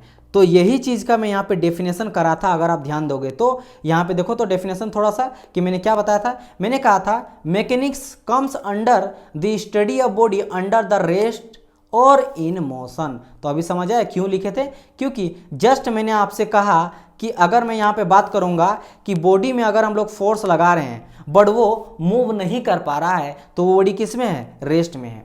बट अगर फोर्स हम लोग इतना लगा दिए कि उसका इफेक्ट देखने को मिला, इफेक्ट कब होगा, जब वो मोशन करेगा। अगर मान लो फोर्स लगा रहे, वो मोशन ही नहीं किया, वो रुका हुआ ही है, तो उसका कोई इफेक्ट नजर आ रहा, कोई इफेक्ट नजर नहीं आ रहा। कोई बोलेगा भाई कुछ तो इफेक्ट दिखाओ, क्या कर रहा है, जैसे पढ़ाई कर रहा, तुम्हारा रिजल्ट ही नहीं आ रहा है, तो क्या बोलते हैं फ्रेंड लोग, कोई बोलता है कि क्या कुछ तो नजर ही नहीं आ रहा, तुम जो पढ़ रहा अच्छा, पता नहीं अच्छा पढ़ रहा नहीं पढ़ रहा। जब तक सक्सेसफुल तुम नहीं होगे ना, जब तक तुम्हारा रिजल्ट नहीं निकलेगा, कोई बोलेगा तुम दिन रात पढ़ो, कोई मैटर नहीं करता, क्या तुम्हारा रिजल्ट है। जिस दिन तुम्हारा रिजल्ट आएगा ना, तब बोलेगा कि हाँ अब इफेक्ट नजर आ रहा, लड़का मतलब अच्छा है, तेज है, तब तुम्हारा खूब तारीफ होगा। तो मतलब क्या इफेक्ट, तो इफेक्ट हो रहा है यानी कि वो मोशन कर रहा, तभी उसका कुछ इफेक्ट नजर आया है। अगर नहीं कर रहा तो बॉडी रेस्ट में है। तो हम लोग इंजीनियरिंग मैकेनिक्स में वही चीज़ को डिफाइन कर दिया था कि mechanics comes under the study of body under rest rest कब, जब फोर्स लगा रहा बट उसका इफेक्ट नजर नहीं आ रहा, और इन मोशन यानी कि जब मेरा इफेक्ट ऑफ फोर्स के चलते बॉडी जो है वो मूव कर जा रहा, मोशन कर रहा। तो यही हम लोग पढ़ते हैं मैकेनिक्स में, और इसी को हम लोग बोलते क्या है, इसी को हम लोग सिंपली बोलते हैं मैकेनिक्स। समझ आया कि नहीं? क्या इस चीज को मैं हाईलाइट कर दूं, ग्रीन से कर देता हूं, फोर्स एंड इसके इफेक्ट। तो फोर्स के चलते यहाँ पे आपको दिखाई दिया क्या, रेस्ट में है, और इफेक्ट के चलते ये मोशन में चल गया। तो इसी को हम लोग बोलते क्या है, this is called your mechanics. तो अब हम लोग थोड़ा सा क्लासिफाई करते हैं मैकेनिक्स को, कितना भाग में डिवाइड करते हैं। जस्ट मैंने कहा था ना, इससे मेरा सोम टॉम थर्मो फ्लूइड निकला। तो देखते हैं कि कैसे ये सर निकला और क्यों आप ये चीज़ कहें। तो देखो मैं आप लोग को बताता हूँ कैसे ये निकला। तो यहाँ पे हम लोग लिखेंगे सबसे पहले हेडिंग मैकेनिक्स, मैकेनिक्स, ठीक है, मैकेनिक्स। और इससे मेरा कुछ सब्जेक्ट निकला है, मैकेनिकल इंजीनियरिंग का कुछ सब्जेक्ट इसी से निकला है। तो बात करते हैं कि कौन कौन सा सब्जेक्ट सर निकला है। तो सबसे पहले जो सब्जेक्ट मेरा इससे निकला दैट इज योर स्टैटिक। पहली बात तो स्टैटिक, और फिर एक बात करेंगे, मैं बताऊंगा कैसे निकला है, फिर बात करें हम लोग यहाँ पे डायनेमिक। अभी जस्ट मैंने कहा था ना फोर्स लगाए लेकिन वो रुका हुआ है, फर्क नहीं पड़ रहा, तो स्टैटिक कहलाएगा। अच्छा, अगर मैं बात करूंगा इफेक्ट ऑफ फोर्स, फोर्स लगा लिए कि वो मोशन करने लगा, तो उसको हम लोग बोलेंगे डायनामिक्स। क्या बोलेंगे इसको, डायनामिक्स के अंडर आ जाएगा। अच्छा सर, और एक आ जाता है इसमें हाइड्रो मैकेनिक्स, हाइड्रो मैकेनिक्स मतलब हाइड्रो मीन्स होता है पानी, ये ध्यान रखना, क्या होता है, पानी होता है। मतलब पानी में जब हम लोग फोर्स लगाते हैं ना भाई, फोर्स लगा रहे उसके चलते इफेक्ट हुआ, तो पानी में भी तो फोर्स लगता है, तो वो जो पानी में जो फोर्स लग रहा है उसको हम लोग बोलते हैं हाइड्रो मैकेनिक्स। अब यहाँ पे देखो, जब मैं कहा यहाँ पे स्टैटिक का बात करा, मतलब फोर्स लगाया बट उसमें कोई इफेक्ट नजर नहीं आ रहा, मतलब वो मोशन में नहीं जा रहा है ना, इफेक्ट तो होगा ही होगा। जैसे दीवार में फोर्स लगा रहे तो कुछ ना कुछ तो इफेक्ट होगा ना, थोड़ा बहुत तो कुछ दिखेगा, ऐसा बात नहीं है कि दिखेगा नहीं, लेकिन हाँ मोशन में नहीं हो रहा, वो रुका हुआ है। तो जब स्टैटिक में बात करेंगे तो ये हम लोग किस चीज़ में पढ़ते हैं, बताओ तो आप लोगों को क्या आइडिया है, कौन सा ऐसा सब्जेक्ट है जहाँ पे में से आप लोगों को से दो चीज़ तो मैंने कहा था, सोम टॉम और एक आपका फ्लूइड, तो फ्लूइड तो आ गया यहाँ पे हाइड्रो मैकेनिक्स में। अब बात करो कि स्टैटिक में कौन सा सब्जेक्ट को पढ़ते हैं, मतलब कौन सा सब्जेक्ट है जहाँ पे हम लोग फोर्स के बारे में पढ़ते हैं, उसका इफेक्ट के बारे में नहीं पढ़ते हैं, बताओ कौन सा सब्जेक्ट है। तो वो सब्जेक्ट आपका है सोम। क्या पढ़ते हैं हम लोग, सोम के बारे में हम लोग पढ़ते हैं। किसके बारे में पढ़ते हैं, सोम में पढ़ते हैं। यानी कि मैं यहाँ पे बोल सकता हूँ कि मैकेनिक्स, क्योंकि ये मैकेनिक्स ही है, ठीक है, MECHANICS, mechanics of solids at rest. मतलब टॉम सब्जेक्ट में जो भी हम लोग पढ़ते हैं ना, वो पढ़ते हैं कि सॉलिड जो है ना रेस्ट कंडीशन पे है, उसका मुझे इफेक्ट से मतलब नहीं है। ऐसा बात नहीं कि इफेक्ट होगा नहीं, देखने को मिलेगा, लेकिन मुझे सिर्फ जो है रेस्ट रख के, मतलब स्टैटिक कंडीशन में रख में उसके बारे में स्टडी करना है। जैसे याद करो सोम में क्या पढ़ते हैं, स्ट्रेंथ ऑफ मटेरियल में क्या पढ़ते हैं, shear force, bending moment diagram, ये सभी चीज पढ़ते हैं कि नहीं। तो ये सभी किस में आता है, वो रेस्ट कंडीशन में रहता है, रिजिड बॉडी मान के हम लोग चलते हैं, ठीक है। तो ये हम लोग पढ़ते हैं सोम में। अगर बात करेंगे टॉम में, तो टॉम में आ जाता है आपका डायनेमिक्स, मतलब उसमें मोशन होता है। इसीलिए याद करो टॉम में क्या पढ़ते हैं, थ्योरी ऑफ मशीन में हम लोग पढ़ते हैं कैसे चलता है, जैसे कैम फॉलोवर के बारे में पढ़ते हैं, समझ रहे हो, ये सभी चीज याद है, क्रैंक, सिलेंडर, पिस्टन, तो वो रेसिप्रोकेट करता है, मोशन करता है, क्रैंक चलता है, रोटेट करता है, तो वो डायनेमिक मोशन में चलता है। किस में चलता है, डायनेमिक मोशन में चलता है। अच्छा, और एक चीज अगर मैं यहाँ पे बोलूँ कि इस डायनेमिक्स को हम लोग टॉम में दो भाग में पढ़ते हैं। अगर कोई जानता है तो वो जानता होगा कि इसमें से एक पार्ट होता है मेरा काइनेमेटिक्स और एक होता है काइनेटिक्स। एक क्या होता है मेरा, काइनेमेटिक्स। अगर नहीं पता है तो मैं आप लोग को बता रहा हूँ, एक होता है मेरा काइनेटिक्स। क्या होता है मेरा, काइनेटिक्स। अब ये क्या होता है सर, दोनों डायनेमिक्स में, दोनों मोशन में, लेकिन द पॉइंट इज, अगर मैं बात करूँ काइनेमेटिक्स का, तो काइनेमेटिक्स में सिर्फ हम लोग प्योर मोशन के बारे में स्टडी करते हैं, उसके इफेक्ट के बारे में देखते हैं। यानी कि मैं यहाँ लिख सकता हूँ कि यहाँ पे प्योर मोशन मतलब सिर्फ और सिर्फ हम लोग मोशन के बारे में पढ़ते हैं। लेकिन अगर मैं बात करूँगा काइनेटिक्स के बारे में, तो यहाँ पे मोशन तो पढ़ते हैं, उसका कोज भी पढ़ते हैं, मोशन का कोज भी पढ़ते हैं। तो यहाँ पे हम लोग पढ़ते हैं मोशन एंड इट्स कोज, मतलब मोशन का कारण, गति क्यों हुआ, उसका इफेक्ट के बारे में मैं आपको समझाऊंगा, डोंट वरी। तो यहाँ पे हम लोग लेंगे, यानी कि इसी में आ जाता है मेरा force and couple. Forces and couple के बारे में पढ़ते हैं। फोर्सेस एंड कपल के बारे में हम लोग इसमें पढ़ते हैं, ठीक है। फोर्सेस एंड कपल के बारे में पढ़ते हैं। देखो अब थोड़ा मैं बताता हूं कि ये मैंने क्यों कहा। अच्छा ये चीज़ को भी बता देता हूं। अगर मैं बात करूंगा हाइड्रोमैकेनिक्स तो ये हम लोग एफएम में देखते हैं। किस में देखते हैं? एफएम में देखते हैं। एफएम में देखते हैं तो इसमें को मैं क्या लिख सकता हूं कि मैकेनिक्स, ये भी मैकेनिक्स हो जाएगा, सब तो मैकेनिक्स से निकला है। मैकेनिक्स ऑफ फ्लूइड, फ्लूइड का मैकेनिक्स पढ़ना, चाहे वो रेस्ट में रहे या इन मोशन में रहे, दोनों चीज़ के बारे में यहाँ हम लोग पढ़ते हैं, ठीक है। Mechanics of fluid, fluids, mechanics of fluid, rest और इन मोशन, ठीक है, राइट, ओके। और ये डायनेमिक्स में लिख सकता हूँ कि ये इन्वॉल्व होता है मोशन। जब ये इन्वॉल्व मोशन होता है, इन्वॉल्व मोशन, इन्वॉल्व मोशन, ठीक है। तो यहाँ से निकला मेरा सॉम निकल गया, यहाँ से मेरा टॉम निकल गया और यहाँ से मेरा एफएम निकल गया। तो चलो मैं थोड़ा सा ये रिवीजन करा देता हूँ कि मैंने जो पढ़ाया वो बेसिकली था क्या। देखो ध्यान से, मैंने ये कहा कि मैकेनिक्स में क्या पढ़ते हैं? फोर्स और फोर्स का इफेक्ट पढ़ते हैं। तो अगर मैं बात करूँ स्टैटिक में, मतलब मैंने कहा था ना कि भाई मैकेनिक्स जो है वो या तो रेस्ट में रहेगा, फोर्सेस लेगा, लेकिन वो रेस्ट कंडीशन में रहेगा, फिर मोशन हो जाएगा। तो मैं यहीं पे वो बोल रहा हूँ कि मान लो हम लोग फोर्स लगाएं बट वो रेस्ट कंडीशन पे है, तो जब वो रेस्ट कंडीशन में रहता है तो उसको हम लोग पढ़ते हैं सॉम में, यानी कि मैकेनिक्स ऑफ सॉलिड, सॉलिड का मैकेनिक्स एट रेस्ट, मतलब रेस्ट में वो किस तरह का वहाँ पे दिखा रहा, फोर्स कितना लग रहा है, उसमें क्या इफेक्ट पड़ रहा है, लेकिन वो रेस्ट कंडीशन पे है। रेस्ट कंडीशन में उसके बारे में स्टडी कर रहे हैं, वो हम लोग किस में पढ़ते हैं? सॉम में पढ़ते हैं, यानी कि स्टैटिक कंडीशन। अब आ जाता है डायनेमिक्स, मतलब इन्वॉल्व मोशन। डायनेमिक मतलब अब मोशन कर रहा है, मतलब इसमें बोल सकते हो कि mechanics of solid at motion, जब मोशन में कर रहा तब उसमें क्या क्या इफेक्ट लग रहा है। और इसको हम लोग दो भाग में और डिवाइड करते हैं, एक हो जाता है मेरा काइनेमेटिक्स, एक जाता है काइनेटिक्स। काइनेटिक्स में क्या हो जाता है कि हम लोग मोशन के साथ साथ उसका कोज भी पढ़ते हैं। कहने का मतलब, हम अगर मैं बोलता हूं कि ये मेरा एक बॉडी है, इस बॉडी में मेरा कुछ फोर्स लग रहा है यहाँ पे 10 किलो न्यूटन का, 10 न्यूटन का लग रहा है, यहाँ से लग रहा है मेरा 20 न्यूटन का। तो यहाँ पे हम लोग को देखना है कि ये कब तक जो है ब्रेक कर जा रहा है। तो बोलेंगे सर इतना न्यूटन के बाद मेरा ब्रेक करता है, उसके बाद डिफॉर्मेशन हो रहा है। तो सिर्फ यहाँ पे हम लोग फोर्स के बारे में स्टडी किए, हम लोग ये नहीं देखे इसका इफेक्ट क्या नजर आ रहा है, इफेक्ट क्या हो रहा है ये मुझे नजर। लेकिन अगर मैं यहाँ पे काइनेटिक्स को ले लेता हूँ तो काइनेटिक्स में क्या देखेंगे कि अच्छा इस फोर्स के चलते कितना मूव किया, क्या हुआ इसके चलते। तो जब इसके बारे में हम लोग पढ़ते हैं ना कि इसके चलते क्या क्या हुआ, कोज के बारे में भी, तब उसको काइनेटिक्स कहते हैं। लेकिन सिर्फ और सिर्फ हम लोग ये बोल रहे हैं कि इतना इतना फोर्स लग रहा है, तो ये क्या हो जाता है मेरा?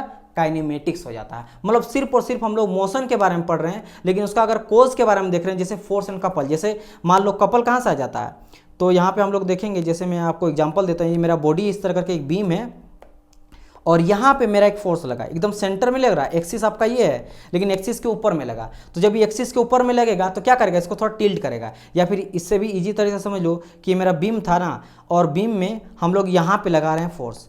तो जब यहाँ पे फोर्स लगा रहे हैं, जैसे समझो मेरी बात, ये आपका हो गया एक बीम है, मेरी तरफ देखिए, स्क्रीन तरफ देखिए, ये बीम है और फोर्स आपका यहाँ लग रहा, तो इसके चलते ये देखो ये घूमा, तो घुमा तो ये मोमेंट क्रिएट किया कि नहीं? Force into perpendicular distance. आपको पता है ना मोमेंट क्या होता है? मोमेंट जो हम लोग लिखते हैं, मोमेंट आपका होता है फोर्स इंटू परपेंडिकुलर डिस्टेंस।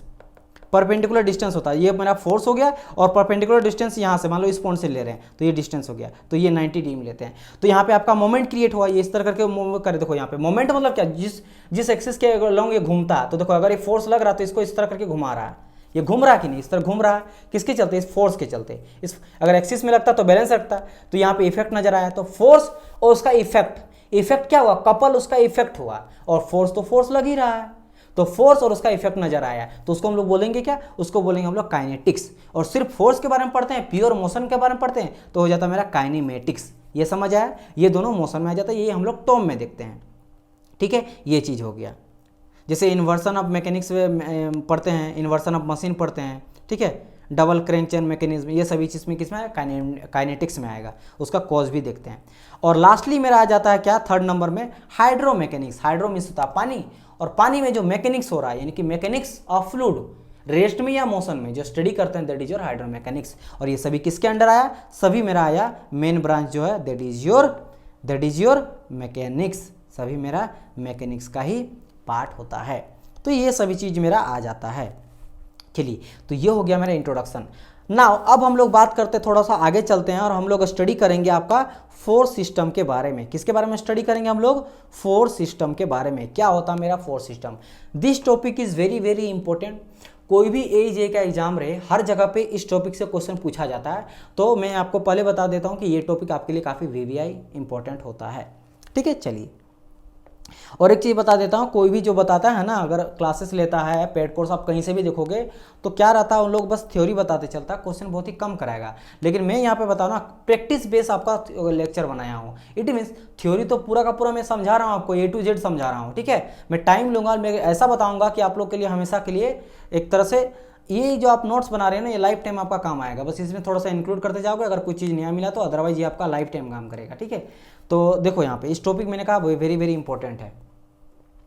हर कोई क्या करता है, खाली थ्योरी पढ़ाता है, लेकिन मैं यहाँ पे थ्योरी और MCQ सब कराऊंगा, काफ़ी एक्सेस अमाउंट में कराऊंगा। क्योंकि मैकेनिक्स का मतलब ही होता है जितना ज़्यादा आप क्वेश्चन करो, कि थ्योरी तो बहुत ही कम होता है ना, फोर्स सिस्टम बहुत ही कम है, इसके अलावा मोमेंट ऑफ इनर्शिया वगैरह। लेकिन 3-4 लेक्चर में आपको चाहे तो थ्योरी कंप्लीट करा दूंगा, लेकिन सबसे इंपॉर्टेंट चीज़ मैं आपको प्रैक्टिस करना क्वेश्चन का। जितना ज़्यादा आप क्वेश्चन प्रैक्टिस करोगे उतना ज़्यादा मैकेनिक्स में अच्छे हो सकते हो। ठीक है, जितना भी दुनिया सारा प्रॉब्लम जो है ना वो मैकेनिक्स के अंडर आ जाता है। किसी दीवार में आप सटे हो तो भी आ जाता है मैकेनिक्स के अंडर। देखो ना, सॉम टॉम आ गया इसी के अंडर, तो जितना भी फोर्स है, कोई बीम में लग रहा है लोड तो वो भी आ जाएगा। आप बेड में बैठे हो वो भी आप मैकेनिक्स से बॉडी आ जाता है। ठीक है, आप अगर टेबल में पढ़ रहे हो तो वो भी आ जाता है। घर का बीम है वो भी आ जाता है। ट्रेन चल रहा है अगर मान लो किसी पटरी में, तो वो भी एक लोड आ जाता है। ब्रिज में जो आ जाता है वो भी एक मैकेनिक्स का प्रॉब्लम आ जाता है। तो दुनिया जहान का सारा प्रॉब्लम जो मैकेनिक्स के अंडर आ जाता है। बट मेरे गाइडेंस में आपको ये समझ आएगा, क्योंकि देखो कुछ तो ऐसा आ जाएगा जो SC वर्मा टाइप का आ जाएगा क्वेश्चन, तो वो तो आपका नहीं पूछा जाएगा। देखो, ये चाहे गेट का प्रिपरेशन आप कर रहे हो, IAS का प्रिपरेशन करो, या फिर SSC JEE RRB JEE state level AEJ का प्रिपरेशन करो, कोई भी एग्जाम का अगर प्रिपरेशन करो तो मैकेनिक्स सबके लिए सबसे इंपॉर्टेंट होता है। लेकिन सबसे इंपॉर्टेंट क्या होता है कि आप जिस सब्जेक्ट के लिए पढ़ रहे हो, जैसे हम लोग टारगेट किए AEJ को लेकर, है ना, अगर आप ले हो तो उसके लेकर अलग तरीका का क्वेश्चन पढ़ो। गेट पढ़ रहे हो तो स्टैंडर्ड थोड़ा हाई कर दो, अगर IAS पढ़ रहे हो तो उसके लिए थोड़ा और हाई कर दो। तो मेरे गाइडेंस में आपको ये पता चलेगा कि भाई मतलब एकदम स्टिक टू दिस सिलेबस के अकॉर्डिंग आपको कैसे पढ़ना है, जो आपकी एग्जाम में पूछा जाता है। तो मैं आपको वही बताऊंगा। ठीक है, तो आपको ये यहाँ पे फायदा होने वाला, नहीं तो हजारों, ऐसे तो करोड़ों लाखों मिल जाएगा मैकेनिक्स का प्रॉब्लम, दुनिया जहान का सारा प्रॉब्लम आ जाता है। लेकिन आपको क्या पढ़ना है ये मैं आपको बताऊंगा। ठीक है, चलिए।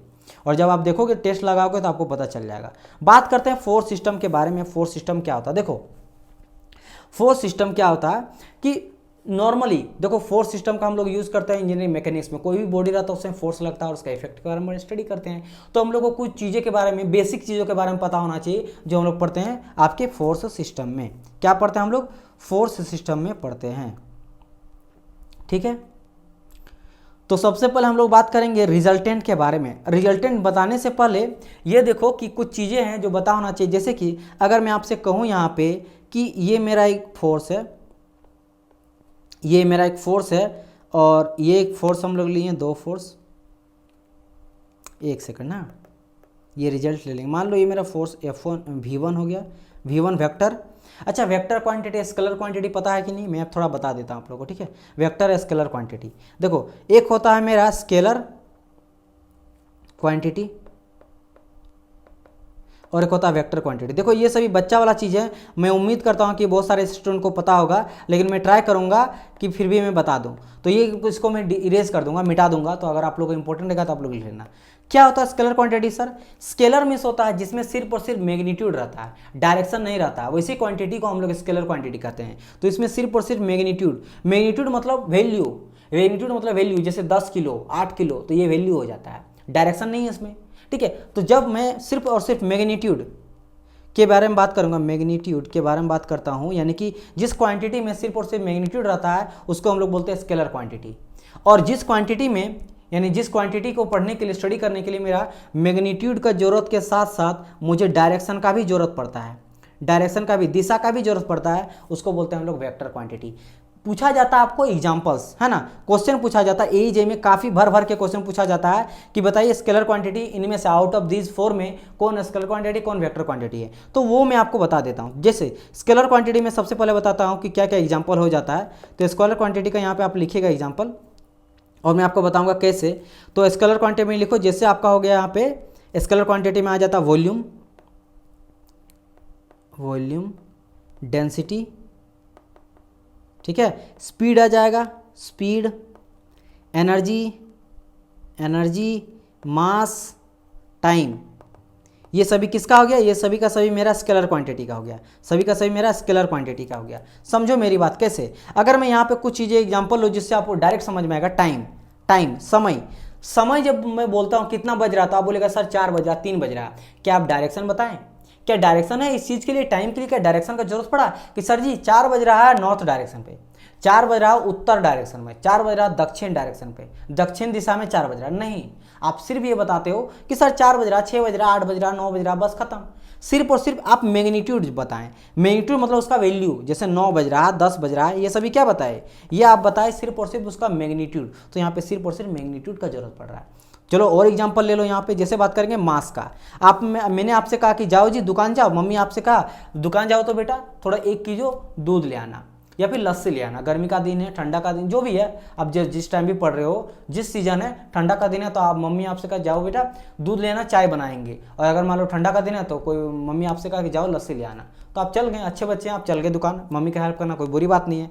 और गए और आपने क्या करा, 1 किलो जो है वो ले आए, जो भी कोई भी क्वांटिटी लाएं, 1 किलो ले आए, ठीक है, 1 किलो लाएं। अब एक चीज़ बताओ, क्या मम्मी आपसे, आप जब मम्मी बोली कि कितना लाए, जो भी आपको क्वांटिटी मांगा गया था कितना लाए, तो आपने कहा कि सिंपली मम्मी 1 किलो लाएं, जो भी आपने लाए, दूध लाया, लस्सी लाए, 1 किलो लाएं। तो क्या आप ये बोले कि 1 किलो नॉर्थ डायरेक्शन पे लाएं? नहीं, ये इंपॉर्टेंट नहीं था। तो यहाँ पे भी हम लोग सिर्फ देखें क्या, मैग्नीट्यूड, तो ये दोनों का दोनों मेरा मैग्नीट्यूड है, दोनों मेरा कि मैग्नीट्यूड। सेम वॉल्यूम का बात करेंगे हम लोग, तो वॉल्यूम भी सिर्फ और सिर्फ मैग्नीट्यूड, डायरेक्शन का जरूरत पड़ता नहीं है। डेंसिटी, डेंसिटी क्या था, मास अपन वॉल्यूम होता, तो मास अपन वॉल्यूम, तो यहाँ पे हम लोग मास अपन वॉल्यूम मतलब उस वॉल्यूम में, जैसे बात करेंगे कि 1 केजी अगर मैं बात करूँगा टी में, चीनी मतलब समझ लो टी है, चाय है, उस चाय में कितना शुगर है, तो 1 किलो चाय में जो भी शुगर रहेगा उसको हम लोग डेंसिटी कहेंगे। घनत्व, किसी चीज़ का ज़्यादा घनत्व है, कम घनत्व है, घना है, मतलब एक बॉक्स में मान लो 4 बॉल है और इस बॉक्स के अंदर जो है ढेर सारा बॉल है, तो आप ही बोलो ज़्यादा डेंस कौन है, तो आप बोलोगे सर सेकंड वाला ज़्यादा घना है, तो घना मतलब डेंसिटी, तो मतलब ये ज़्यादा डेंसिटी है, इसका डेंसिटी, इसको रो से दिखाते हैं सिंबल, तो इसको बोलते हैं डेंसिटी। तो डेंसिटी माना घनत्व, तो घनत्व किसका ज़्यादा, सेकंड वाला का। तो यानी कि 1 किलो चीनी में मान लो कोई चाय बनाया, तो वो कम चीनी डाला, कोई ज़्यादा चीनी डाला, तो जो ज़्यादा चीनी डाला उसकी चाय में ज़्यादा चीनी का मात्रा है, तो उसका ज़्यादा डेंसिटी है, घनत्व है। मतलब वही मैंने कहा डेंसिटी होता है मास अपन वॉल्यूम, किसी भी वॉल्यूम में कितना मास है।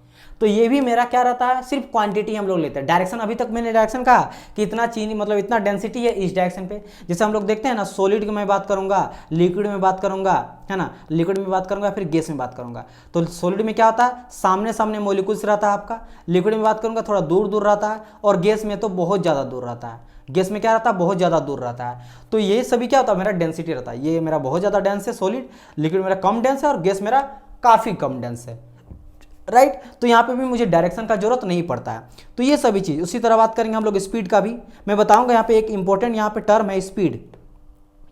स्पीड में हम लोग बताएंगे कि स्पीड, एनर्जी, ये सभी जो है वही मेरा क्या, स्केलर क्वांटिटी। अब बात करते हैं वेक्टर क्वांटिटी का। वेक्टर क्वांटिटी क्या होता है, जिसमें मेरा जरूरत पड़ता है डायरेक्शन का भी। अब बोलेंगे सर सबसे पहले आप एग्जाम्पल बताइए, तो वेक्टर क्वांटिटी का एग्जाम्पल आप लोग यहाँ पे लिखो। वेक्टर क्वांटिटी का एग्जाम्पल होता है मेरा फोर्स, क्या हो जाता है मेरा, फोर्स आ जाता है, वेलोसिटी आ जाता है, वेलोसिटी। अब कैसे सर, मेरा बात समझो, फोर्स क्या होता है, फोर्स माने होता है बल, और बल लगा के हम लोग करते क्या, किसी भी बॉडी में जब फोर्स लगाते हैं, force equal to you know that, force equal to होता है मास इनटू एक्सेलरेशन। मतलब जब बॉडी में लोग फोर्स लगा रहे हो, एक्सलेट कर गया मतलब मोशन कर गया, तो उसको हम लोग बोलते हैं क्या, वो मेरा फोर्स उसी को डिफाइन करता है। जब कोई भी बॉडी का कुछ मास है, वजन है, और जब वो एक्सलेट कर गया तो वो मेरा फोर्स को डिफाइन करता है। तो अब बात करेंगे फोर्स करके क्या करेंगे, तो आप फिर से समझो, मम्मी, फिर से मैं मम्मी से बहुत प्यार करता हूँ, आई होप सब बच्चे प्यार करता है, तो मम्मी जो बात बोलती है हम लोग मानते ही मानते हैं। तो फिर मम्मी क्या बोली ना कि एक चेयर है मेरे पास या फिर एक बॉक्स है ना, एक हम लोग चेयर ही ले लेते हैं इस तरह करके, मैं चेयर बना पाऊंगा तब ना, तो मान लेते हैं ये मेरा क्या है, चेयर है। अरे ये कैसा चेयर है भाई, चलो मैं बॉक्स बना लेता हूँ, ठीक है, इस तरह का कोई बॉक्स है। मम्मी कही कि एक काम करो बेटा, इस बॉक्स को ना, ये इस तरह का रूम है, ये पहला रूम है, रूम नंबर 1 है, और ये रूम नंबर 2 है। तो मम्मी कही कि एक काम करो, इस बॉक्स को रूम नंबर 1 में ले जाओ, रूम नंबर 1 में ले जाओ। तो सबसे पहले आप उस बॉक्स को उठाओगे तो आपको फोर्स लगेगा, फोर्स लगा, चलिए ठीक है, फोर्स लगा। फोर्स लगा, लेकिन मम्मी डायरेक्शन भी बताई कि आपको इस डायरेक्शन पे जाना है। जब आप इस डायरेक्शन पे जाओगे ना तभी जाके काम कहा जाएगा। अगर आप रूम, मम्मी क्या कही कि मम्मी कही कि ये पहला वाले रूम में आपको इस सामान को जाकर रखना है, आपने क्या किया, आप चल गए सेकंड रूम में जाकर रख दिए, तो क्या वो वर्क कहलाया? नहीं कहलाया। वर्क का मतलब फोर्स कहलाया? फोर्स नहीं, मतलब उसको हम लोग वेक्टर क्वांटिटी। तो यहाँ पे क्या देखें कि वेक्टर क्वांटिटी कब होगा? जब डायरेक्शन पे यहाँ पे जरूरत पड़ रहा है, मतलब इसी रूम में जाएंगे तभी। और एग्जांपल से कुली, आपने कुली को कहा कि भाई मेरा बोगी नंबर इतना, उस बोगी में, इस बोगी में जाके रखो, तो यहाँ पे फोर्स तो बेचारा लगा रहा है उठाने के लिए लोड को, उसके अलावा आप डायरेक्शन भी बताएं कि इस बोगी में जाना। अगर दूसरा बोगी में जाकर रख दिया तो आप पैसा दोगे? नहीं दोगे। क्या आप किसको जाकर रख दिए? मेरा तो बोगी ये वाला है, मेरे ट्रेन का इस बोगी में आपको सामान लाना था। तो यहाँ पे क्या देख रहे हैं हम लोग, फोर्स के साथ साथ डायरेक्शन का भी जरूरत पड़ रहा है। तो जब वहां पे मेरा फोर्स के साथ साथ मेरा डायरेक्शन का भी जरूरत पड़ता है, यानी कि फोर्स मतलब मैग्नीट्यूड का बात कर रहे हैं, जैसे कि फोर्स हम लोग 10 किलो न्यूटन लगाएं तब जाकर बॉडी लिफ्ट किया, तो ये मेरा मैग्नीट्यूड हो गया। क्या हो गया? मेरा मैग्नीट्यूड हो गया। तो मैग्नीट्यूड मतलब उसका वैल्यू, और किस डायरेक्शन में जाना है, किस डायरेक्शन में जाना है, तो वो हो गया मेरा क्या? डायरेक्शन। तो जहाँ पे मैग्नीट्यूड प्लस डायरेक्शन दोनों का जरूरत पड़ता है वो हम लोग बोलते हैं वेक्टर क्वांटिटी। तो इसका एग्जांपल क्या हो गया मेरा? Force and velocity. ये सभी को मैं अब डिलीट करके मैं एक लाइन में लिखा देता हूँ, चाहे तो आप लोग इसको नोट डाउन कर लेना। वैसे मैं सबको हटा दूंगा क्योंकि इतना बेसिक चीज़ है, ये सभी को पता होना चाहिए, काफ़ी बेसिक चीज़ है। ठीक है, उसके बाद मैं बताऊँगा। डोंट, एक सेकेंड, हाँ इसको मैं डिलीट करता हूँ। चलिए, तो हम लोग यहाँ पे क्या देखें, आप थोड़ा सा लिख लो यहाँ पे। एक मैंने कहा scalar, scalar quantity, scalar quantity, और दूसरा मैंने क्या कहा? Vector, vector quantity, vector quantity. तो क्या होता था स्केलर क्वांटिटी? स्केलर क्वांटिटी में हम लोग को सिर्फ और सिर्फ मैग्नीट्यूड का जरूरत पड़ता है, और उसमें मेरा मैग्नीट्यूड के साथ साथ डायरेक्शन का भी जरूरत पड़ता है। एग्जाम्पल थोड़ा आप लोग लिख लो, एग्जाम्पल पूछा जाता है। तो स्केलर क्वांटिटी का क्या क्या था? एक तो मेरा मास था, ठीक है, वॉल्यूम था, इसके अलावा बात करेंगे मास था, वॉल्यूम था, डेंसिटी, डेंसिटी था, ठीक है, स्पीड था, एनर्जी था, एनर्जी था, एनर्जी आप लोग लिख लेना।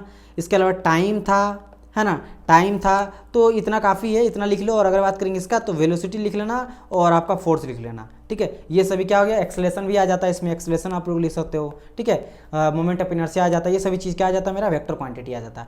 अच्छा, इसमें एक बहुत ही इंपॉर्टेंट है जो मैंने नहीं बताया आप लोग को, कि यहाँ पे देखिए मैंने स्पीड कहा, स्पीड और वेलोसिटी कहा, दोनों का अगर यूनिट आप देखोगे ना सेम यूनिट होता। क्या आप लोग को पता है स्पीड क्या होता है? स्पीड होता है डिस्टेंस अपॉन टाइम, और वेलोसिटी क्या आ जाता है? वेलोसिटी, वेलोसिटी भी होता है डिस्प्लेसमेंट अपॉन टाइम, मतलब डिस्टेंस अपॉन टाइम ले सकते हैं। तो metre second, metre divide time को किससे ले? सेकंड से लेते हैं, तो मीटर पर सेकंड, यहाँ पे मीटर पर सेकंड, दोनों का यूनिट सेम होता है। नाउ एक को मैंने कहा कि स्पीड जो होता है वो मेरा स्केलर क्वांटिटी होता है, स्पीड क्या हो जाता है मेरा? यहाँ पे स्केलर क्वांटिटी हो जाता है यहाँ पे, और मेरा जो बात करेंगे वेलोसिटी वो मेरा फोर्स क्वांटिटी होता है। अच्छा, ये क्यों सर? अब समझो मेरी बात। यहाँ से समझने के लिए आपको ये समझना पड़ेगा कि डिस्टेंस और डिस्प्लेसमेंट में क्या डिफरेंस होता है। एक विस्थापन होता है, एक दूरी होता है। आप समझो, ये आप ए नंबर पे हो और एक आदमी जो है बी पॉइंट पे है, एक आदमी किस में है? बी पॉइंट में है। आपने क्या किया? आपको बी तक जाना है, ये आपका यहाँ पे घर है, होम है, ये आपका होम है, और यहाँ समझ लो दिस इज योर कॉलेज या फिर स्कूल है ना, ये आपका स्कूल है। तो आपको होम से स्कूल जाना है, तो आपने क्या किया? इस डायरेक्शन से किया, तो ये क्या हो गया? आपका डायरेक्शन हो गया। ठीक है, दिस इज योर डायरेक्शन या फिर डिस्टेंस, तो ये इस डायरेक्शन से आप गए। तो ये मैं आपका, कोई अगर बोलेगा कितना डिस्टेंस है तुम्हारा स्कूल, तो आप बोलोगे सर 4 किलोमीटर है, 4 किलोमीटर है, अगर इस डायरेक्शन पे गए। लेकिन किसी का मन किया कि काम करते आज घूम के जाते हैं, तो वो लड़का इस तरह से घूम के गया, तो अब इसका डायरेक्शन कितना हो गया? मान लो यहाँ पे 6 किलोमीटर हो गया, तो ये भी तो अभी भी क्या कहलाएगा? ये भी आपका डिस्टेंस ही कहलाएगा। क्या कहलाएगा? मेरा डिस्टेंस ही कहलाएगा। ये मेरा क्या? डिस्टेंस, ये भी कहलाएगा मेरा डिस्टेंस। अगर कोई बोलेगा एक थोड़ा सा आज हमको ज़्यादा घूमना, दोस्तों के साथ घूमते घूमते हॉल, सिनेमा हॉल करते हुए, किसी दिन पार्टी उटी करते हुए इतना घूम के गया, तब इस बार वो 10 किलोमीटर घूमा, फिर भी क्या होगा? डिस्टेंस। तो डिस्टेंस कोई भी दूरी होता है उसमें हम लोग फिर सिर्फ इनिशियल और फाइनल पॉइंट को लेके चलते हैं, मुझे कहाँ जाना और कहाँ से निकलना है, वो मेरा डिस्टेंस कहलाएगा। लेकिन अगर ये डिस्टेंस मीन्स क्या होता है? दूरी। लेकिन अगर मैं बात करूंगा विस्थापन का, तो विस्थापन मीन्स होता है shortest distance between the 2 point, मतलब जहां से आप निकल रहे हो और जहां आपको जाना है उसके बीच का सबसे कम दूरी को हम लोग डिस्प्लेसमेंट कहते हैं, या फिर डिस्प्लेसमेंट के हिंदी क्या होता है, विस्थापन कहते हैं। तो सबसे कम दूरी क्या करेंगे, रस्सी लेंगे और खींचेंगे, तो एकदम जो सबसे सटीक होगा दूरी उसको हम लोग कहेंगे क्या, डिस्प्लेसमेंट। क्या कहेंगे इसको हम लोग, MENT। डिस्प्लेसमेंट मतलब क्या होता है, विस्थापन। विस्थापन मीन्स क्या होता है, सबसे कम दूरी उन दोनों के बीच का, सबसे कम दूरी। तो विस्थापन सिर्फ यहाँ पे एक ही होगा जो सबसे कम दूरी होगा, ना तो ये वाला होगा 6 किलोमीटर वाला होगा, ना ही 10 किलोमीटर वाला, और भी बहुत सारा हो सकता है, डिस्टेंस हजारों हो सकता है, बस आप ए से लेकर बी तक पहुंचेंगे तो डिस्टेंस हो जाएगा, लेकिन डिस्प्लेसमेंट सबसे कम दूरी होगा। तो यहाँ पे ध्यान दो कि हम लोग को डिस्टेंस डायरेक्शन, मतलब किस में डायरेक्शन का जरूरत पड़ा, तो आप बोलेगे सर डिस्टेंस के लिए डायरेक्शन का जरूरत नहीं पड़ा, बस ए से पहुंचना, आप किस और डायरेक्शन में, कोई बच्चा इधर से निकला, इधर गया, ऐसे घूम के, ऐसे गया, ऐसे करके यहाँ पहुंचा, तो ये देखो कितना डायरेक्शन चेंज किया, डायरेक्शन का जरूरत यहाँ पे पड़ा नहीं, कोई डायरेक्शन पे जाओ। लेकिन जब मैं बात यहाँ पे किया किसके बारे में, कि भाई डिस्प्लेसमेंट के बारे में, विस्थापन के बारे में, तब हमको इसी डायरेक्शन पे जाना, एकदम सीधा जाना, कहीं मुड़ना नहीं, सबसे शॉर्टेस्ट डिस्टेंस। तो यहाँ पे मेरा डायरेक्शन का जरूरत पड़ा। तो डायरेक्शन का जरूरत किस में पड़ा, तो डायरेक्शन का जरूरत पड़ा डिस्प्लेसमेंट पे। तो यहाँ पे डिस्प्लेसमेंट डायरेक्शन की जरूरत में, इट मीन्स जो वेक्टर क्वांटिटी है वो मेरा डिस्प्लेसमेंट होता है। इसीलिए चूंकि मेरा यहाँ पे, समझो मेरी बात, अब इसको मैं थोड़ा सा हटा देता हूँ, ठीक है, या फिर मैं इसी को लिख देता हूँ यहाँ पे। हम लोग यहाँ पे और एक चीज़ में एग्जांपल यहाँ ऐड कर सकता हूँ कि वेक्टर क्वांटिटी का और एक एग्जांपल मैंने क्या कहा, डिस्प्लेसमेंट, PLACEMENT, डिस्प्लेसमेंट, ठीक है। और अगर बात करेंगे स्केलर क्वांटिटी का और एक एग्जांपल में यहाँ पे क्या देखो ना,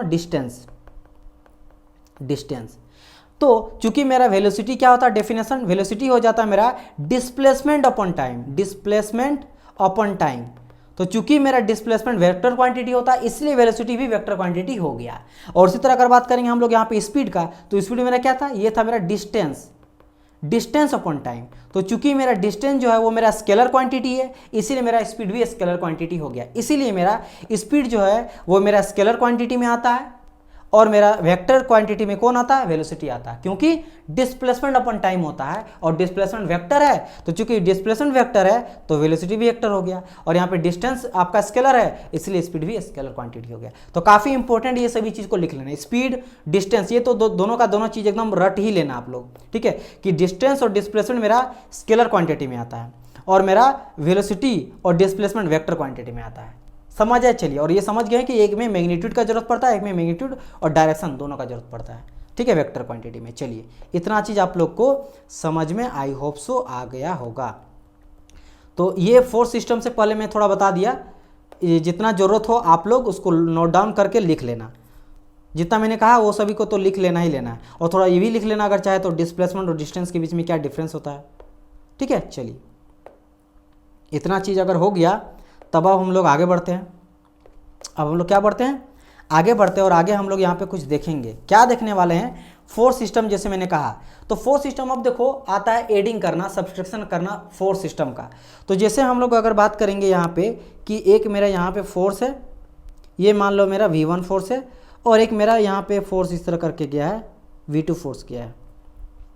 अगर कोई बोलेगा कि एक चीज़ करो, इस फोर्स का मुझे रिजल्टेंट फाइंड आउट करो, क्या करो, रिजल्टेंट बताओ।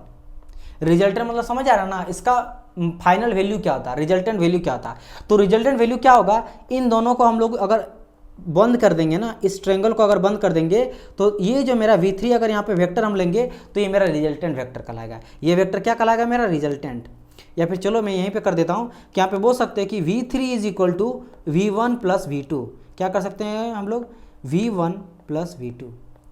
तो यहाँ पे V3 बेसिकली क्या है, V3 आपका रिजल्टेंट है, दिस इज योर रिजल्टेंट।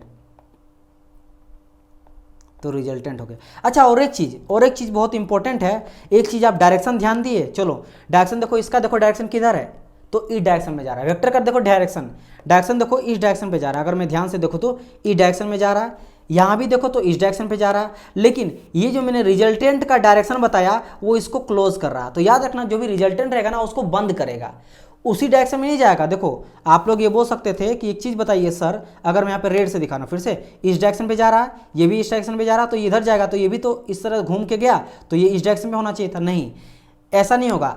अगर बंद कोई करेगा ना तो इस डायरेक्शन में जा रहा है, अगर रिजल्टेंट आएगा तो जस्ट अपोजिट डायरेक्शन आता है, उसको बंद करता है। तो बंद करेगा तब जाके वो रिजल्टेंट होता है। इस चीज़ का एकदम ध्यान रखना, बहुत ही बेसिक चीज़ है, लेकिन मैं अभी इनिशिएट कर रहा हूँ तो आप लोगों को बताते हुए चल रहा हूँ कि जो भी रिजल्टेंट होगा ना वो जस्ट अपोजिट डायरेक्शन में एरो लेके चलेंगे। इसीलिए आप यहाँ पे ध्यान दिए होंगे कि मैं रिजल्टेंट का डायरेक्शन इस डायरेक्शन पे लिया, मतलब इसको बंद कर रहा है। ये दोनों एरो ऐसे जा रहा था, ये ऐसे बंद किया, ये जाके इसको क्लोज कर देगा, तो दैट इज योर रिजल्टेंट। तो V3 मेरा रिजल्टेंट हो गया। V3 क्या हो गया मेरा रिजल्टेंट हो गया, जो कि ऑपोजिट डायरेक्शन में क्लोज कर रहा है, ठीक है, रिजल्टेंट। चलिए, तो यहाँ पे रिजल्टेंट को मैं थोड़ा सा डिफाइन कर दिया हूँ। रिजल्टेंट क्या होता है बेसिकली, यहाँ पे क्या हम लोग किए, resultant is the whole effect of all the forces acting on a body. मैंने क्या कहा कि रिजल्ट जो होता है, रिजल्टेंट जो होता है, वो एक बॉडी में जितना भी फोर्स लग रहा है ना, उसका होल इफेक्ट को बताता है। सही बात है कि नहीं? देखो यहाँ पे क्या इफेक्ट लगा था, V1 लगा था, V2 लगा था, इसका समेशन हम लोग कर दिए तो मेरा V3 निकल गया। तो होल इफेक्ट जो लगा उस बॉडी में, जो भी इफेक्ट लगा सभी का समेशन को मेरा बता रहा है। तो वही मैंने कहा whole effect of all forces acting on a body is called resultant. तो यहाँ पे आप लोग को रिजल्टेंट समझ में आ गया। नाउ अगर मैं रिजल्टेंट यहाँ पे समझ आ गया होगा, अब आता है रिजल्टेंट निकालने का, अलग अलग बॉडी का, अलग अलग डायरेक्शन का। जैसे पैरेलल फोर्सेस रहता है उसका रिजल्टेंट फाइंड करो। अगर पैरेलल फोर्सेस है लेकिन अनलाइक फोर्सेस है, मतलब अलग डायरेक्शन पे है, दो अलग अलग ऑपोजिट है, उसका रिजल्टेंट बताओ। अगर मेरा पैरेलल नहीं है यानी नॉन पैरेलल है इस डायरेक्शन कोई एंगल में, तब उसका रिजल्टेंट फाइंड करो। तो ये आप लोग को पूछा जाता है। तो अब हम लोग उस चीज़ों के बारे में यहाँ पे थोड़ा सा पढ़ेंगे।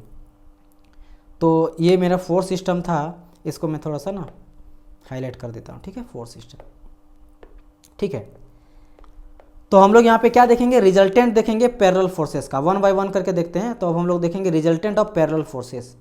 तो यहीं पे मैं लिख देता हूँ, हो जाएगा, हम लोग शॉर्ट है, resultant of parallel forces. Parallel तो आपको पता है, जो आपस में कभी टच नहीं होता है, ठीक है। पैरेलल मीन्स क्या होता है, देखो यहाँ पे पैरेलल मीन्स होता है ये चीज़, ये देखो, ये कभी आपस में टच करेगा एक दूसरे से नहीं, एकदम चलते रहेगा, चलते रहेगा, चलते रहेगा, चलते रहेगा, भी चलते रहेगा, कभी आपस में टच नहीं कर रहा है। वो जो डायरेक्ट इस दोनों के बीच में जो डिस्टेंस है वो हमेशा मेंटेन करेगा इन्फिनिटी तक। तो इसको हम लोग बोलते हैं पैरेलल। और नॉन पैरेलल क्या होता है, जैसे हल्का सा डायरेक्शन कर दिया, अब देखो धीरे धीरे जाते जाते जाके इस लाइन पे टच करेगा, आगे बढ़ेगा, देखो यहाँ टच हो गया, समझ रहे हो मेरे। थोड़ा सा भी अगर टिल्ट कर देंगे ना ये, तो देखो ये भी कभी ना कभी मिल जाएगा। जैसे जा रहा यहाँ जाके मिल गया, ठीक है, यहाँ जाके मिल गया, तो इसको जाएंगे तो देखो यहाँ मिल गया। तो ये हो गया नॉन पैरेलल और होगा पैरेलल। एक होता like forces, unlike parallel forces, वो मैं बताऊंगा। लाइक पैरेलल फोर्सेस है लेकिन लाइक मतलब एक डायरेक्शन पे जा रहा है तो लाइक है, लाइक मतलब समान है। अनलाइक मतलब एक इस डायरेक्शन पे, एक इस डायरेक्शन पे। अभी पैरेलल है लेकिन अनलाइक पैरेलल फोर्सेस, मतलब एक इस डायरेक्शन में जा रहे, ऊपर नीचे भी हम लोग ले सकते हैं, ऐसा कोई बात नहीं है। ये पैरेलल है लेकिन लाइक पैरेलल फोर्सेस, अगर इस तरह कर देंगे तो अनलाइक पैरेलल फोर्सेस। समझ आ रहा है मेरी बात की नहीं आप लोग को, ये चीज़ है। अभी हम लोग उसके बारे में बाद में बात करेंगे। अभी हम लोग रिजल्टेंट फाइंड आउट कर रहे हैं कि अगर मेरा यहाँ पे पैरेलल फोर्सेस है तो इसका रिजल्टेंट क्या होगा। तो देखो यहाँ पे, तो अगर मैं यहाँ पे दो फोर्सेस लेके चलता हूँ, इसको मैं पहले तो इस तरह कर देता हूँ, ठीक है, एक सेकंड। हम लोग एकदम स्लो पढ़ेंगे, लेकिन जो पढ़ते जाएंगे ऐसा पढ़ते जाएंगे कि नेक्स्ट टाइम पढ़ने का जरूरत ना पड़े, ठीक है, उस तरीके से हम लोग पढ़ेंगे। तो मैं यहाँ पे बात कर रहा हूँ सबसे पहले कि पैरेलल फोर्सेस का रिजल्टेंट, ठीक है। रिजल्टेंट मतलब होल जो फोर्स है उसका इफेक्ट क्या आएगा। तो हम लोग सबसे पहले मानते हैं कि मान लो ये मेरा P1 फोर्स है, ये मेरा P फोर्स है और एक मेरा Q फोर्स है। अब बताओ इसका रिजल्टेंट क्या होगा। तो चूंकि सेम डायरेक्शन में जा रहा है तो दोनों को जोड़ देते हैं, तो इसका जो रिजल्टेंट मेरा निकलेगा, रिजल्टेंट फोर्स निकलेगा, वो क्या आ जाएगा, हो जाएगा P प्लस Q, हो जाएगा मेरा P फोर्स, एक second, P force plus Q force. इन दोनों को हम लोग समेशन करके जोड़ देंगे ना, तो ये मेरा रिजल्टेंट निकल जाएगा। अब थोड़ा बात करते हैं सेकंड नंबर पे कि अगर हम लोग ले लेंगे क्या, अपोजिट डायरेक्शन में, जैसे P है इस डायरेक्शन में जा रहा है लेकिन Q जा रहा है, यानी अनलाइक पैरेलल फोर्सेस, तब क्या रिजल्टेंट होगा, ये एकदम पैरेलल फोर्सेस है तो एकदम साइड जाएगा, Q जा रहा है। तो इस डायरेक्शन में चूंकि अपोजिट जा रहा है कि इधर इधर, तो घटा देंगे, जो भी बड़ा रहेगा उसको छोटा से घटा देंगे, ठीक है। मान लो ये 10 है, ये 5 है, तो 10 में से 5 कर देंगे। अगर मान लो ये मेरा 5 रहता और ये मेरा 10 रहता तो 10 में से 5, बड़ा से छोटा घटा देंगे, ठीक है। और अगर क्वेश्चन में कुछ कह रहा कि इसी डायरेक्शन से करना तो अलग बात है। अगर बिगर मान लिया 5 कोई, तो एज्यूम आपको भी वही बड़ा लेना, तो बड़ा से छोटा घटाना है। अगर एग्जाम में कुछ मतलब क्वेश्चन में कुछ रहेगा तो इसका रिजल्टेंट क्या होगा, इसको हम लोग घटा देंगे P माइनस Q। तो इस तरह से हम लोग क्या करते हैं, फाइंड आउट करते हैं रिजल्टेंट ऑफ पैरेलल फोर्सेस। समझ आ रहा है मेरी बात। तो ये हम लोग रिजल्टेंट यहाँ पे फाइंड किए, एक रिजल्टेंट और यहाँ पे दूसरा रिजल्टेंट। और ये दोनों अलग है ना, दोनों को एक नहीं मान लेना है, ये दोनों अलग अलग है।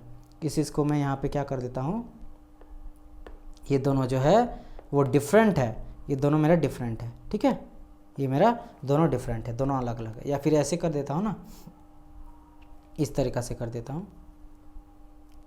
नहीं आप लोग समझ जाओगे, डोंट वरी, आप लोग इतना समझदार हो कि इतना सारा चीज़ बताने का ज़रूरत नहीं है, इतना सारा चीज़ बताने का ज़रूरत नहीं है। आप लोग समझ जाओगे कि वो अलग है, ये मेरा अलग है, इस तरह में ये सही रहेगा। ये कंडीशन एक पहला, ये मेरा दूसरा कंडीशन, ठीक है। तो ये हम लोग पैरेलल फोर्सेस का निकाल लिए क्या, रिजल्टेंट। नाउ बात आता है आप नॉन पैरेलल फोर्सेस, और ये सबसे इंपॉर्टेंट है। पैरेललोग्राम लॉ ऑफ फोर्सेस जो हम लोग पढ़ते हैं ना, बेसिकली रिजल्टेंट आपको पता होगा, रिजल्टेंट जो हम लोग फाड़ते कैसे करते हैं, R equal to P square plus Q square plus 2pq cos theta, जो हम लोग लेते हैं, ये किस लिए लेते हैं, ये हम लोग लेते हैं नॉन पैरेलल फोर्सेस का। तो मैं नेक्स्ट क्लास में बताऊंगा, आज हम लोग यही क्लास को ऑफ करते हैं, मैं आप लोग को बताऊंगा नॉन पैरेलल फोर्सेस का कैसे रिजल्टेंट फाइंड आउट करते हैं। काफ़ी मजा आएगा उसको भी पढ़ने के लिए, है ना। जो हम लोग पढ़ने वाले हैं नॉन पैरेलल फोर्सेस, जैसे एक पैरेलल फोर्स इधर ले ली, मान लो PQ ले ली और इधर Q ले ली। अब इसका रिजल्टेंट हम लोग कैसे फाइंड आउट करेंगे, तो इसको हम लोग एक पैरेललोग्राम पहले बनाते हैं, इस तरह करके पैरेललोग्राम बनाते हैं, और इसको ग्राम बना के इसका रिजल्टेंट हम लोग फाइंड करते हैं। बहुत मजा आएगा इसको बनाने में, मैं आपको प्रूव करके बताऊंगा। इसका डेरिवेशन काफ़ी इंपॉर्टेंट है, इसका एंगल भी होता है, रिजल्टेंट का एंगल होता है जिसको tan phi से निकालते हैं, तो वो मैं बताऊंगा नेक्स्ट क्लास में। तो हम लोग मिलते हैं नेक्स्ट क्लास में, तब तक के लिए good bye and God bless you all guys, bye bye.